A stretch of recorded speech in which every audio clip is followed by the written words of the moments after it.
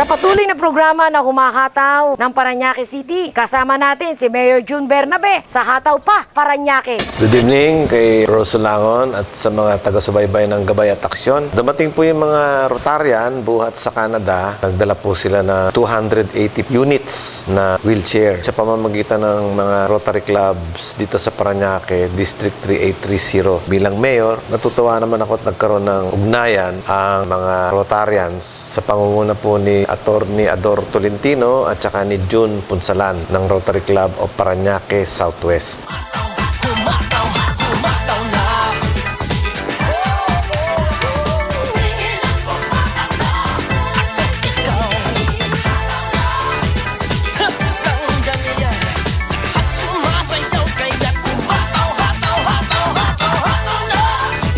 Nagkaroon mo kayo ng groundbreaking sa Manila Day.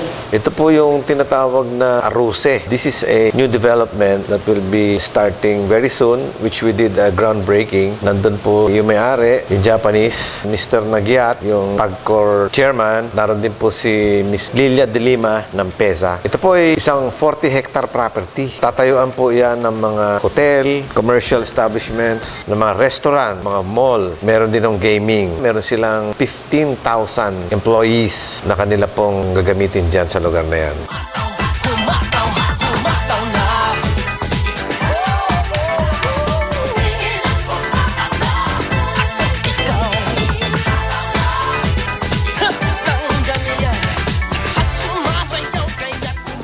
Ito pong February 13, coinciding with the celebration of our cityhood, bilang partner rin ng celebration, ay mag-groundbreaking po tayo sa Rotary Homes. Ito po ay 32 units muna ang aming gagawin bilang mga model houses. This is going to be built on a 4-hectare property and we will build 1,000 units. Ang kapartner po natin dito ay ang Rotary Club District 3830 under Governor Billy Villarreal. Ang head po namin ng foundation ay si Governor Sid Garcia. Kapartner din po namin dito ay ang Angkop, Answering the Cry of the Poor. Ang head po dyan ay si Ricky Cuenca. Yung binili pong lupa ay binili ng city government. Yan po ay nasa C5 before the Multinational Access Road. Itong hayan ninyo, itong groundbreaking na to. February 14, Valentine's Day. Yan po ang regalo naman natin sa mga kababayan natin sa Araw ng Mga Puso sapagkat mag-groundbreaking din tayo sa second building ng ating Florencio Bernabe Memorial Hospital. 5 stories po yan. Pag natapos po yan, we will have completed 100 beds capacity. Maganda po yan sapagkat pampaganda ho yan ng serbisyo. Yan din po ay kasama sa celebration ng cityhood. Sa amin pong month-long celebration ng cityhood namin ay meron din ho tayong fun run. Subject po niyan is fundraising for the Rotary Homes. Kasi 1,000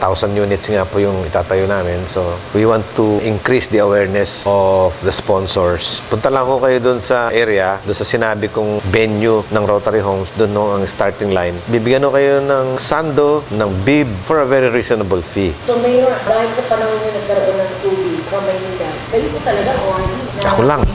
Sa ng Maynila po. Kasi nung kasalukuyan, hirap na hirap ng Parañaque sa tubig. Nung pumasok po ang Maynila, 32,000 lang po yung customer nila. Ngayon po, natulungan po natin sila sa kanilang proyekto rito at lalong-lalo na po sa BF Homes. So ngayon po, ang kanilang customer dito sa Parañaque ay 105,000 na. Natuwa sila sapagkat ang inyong pong lingkod ay buong puso talagang tumutulong sa kanila dahil alam ko naman na yan ang pangunahing pangangailangan ng ating mga kababayan. Natutuwa naman ako dahil sa lahat po ng mga mayor ng nasasakupan nila, ang inyong pong lingkod ang napili nilang bigyan ng award sa kanilang 5th anniversary. Talagang tinrabaho namin yan. Marami ho kaming pinagdaanan para ho kaming dumaan sa butas ng karayong. When you get older, yung mga close friends, inimbita ko dun sa isang kainan dun sa may bandang Alabang. Inimbita ko yung aking combo para tumugtog ng konti sa sayawan. May konting programa, konting kainan, alay pa sa salamat naman sa dinaanan po nating 64 years. Napakabilis ng panahon. Hindi ko akalain na ito na ang aking edad.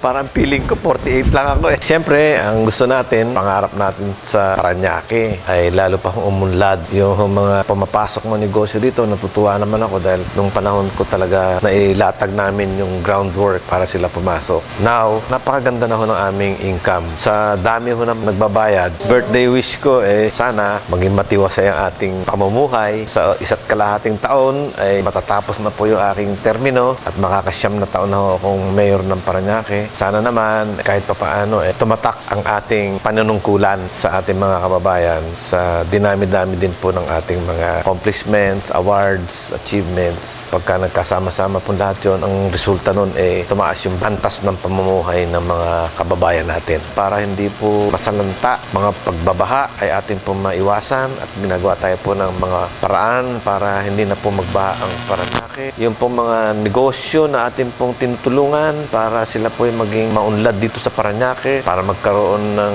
income ang mga kababayan at yung katahimikan, pinagmamalaki natin ng kapulisan natin dahil sunod-sunod po yung nahuhuli nila at nasusolve nila mga sensational cases. Kamakailan po, nahuli nila yung 5th most wanted, 7th most wanted, and 3rd most wanted criminal. Puro po huli ng Parañaque Police po yan. Ang atin pong crime index, relatively still lower than the Metro Manila average. Yung atin pong hepe ay nagtayo ng additional na 4 na presinto. Malaking tulong po yun. And then they will increase again their visibility. Yung housing project natin para sa mga nakatira sa ilog, sa creek, yung mga nakatira sa tinatawag natin depressed area. Napakarami na ho naming naigawang housing projects dito. 32 na ho yung aming GK villages, 35 na lahat-lahat yung villages namin. Ang labor galing sa mga beneficiary. Nangyari lahat yan sa panahon ko. Senior citizen, halos taon-taon libre ho yung kanilang medical check-up, blood chemistry, para humaba-haba yung kanilang buhay. Meron silang discount sa grocery. Kabataan, binibigyan din ho natin ng atensyon yan sa pamamagitan ng mga sports activities, no? Sa pagtatayo natin ng mga covered courts, open basketball courts, tennis, badminton, holistic yung pagdadasal. Sabi ko nga, ang city natin is dedicated to God. Lahat ng bagay na yan ayon sa guidance ng Panginoon. Tinutuloy din ho namin yung Hall of Justice. Itong 2012 na to, dapat matapos mga 11 stories yan.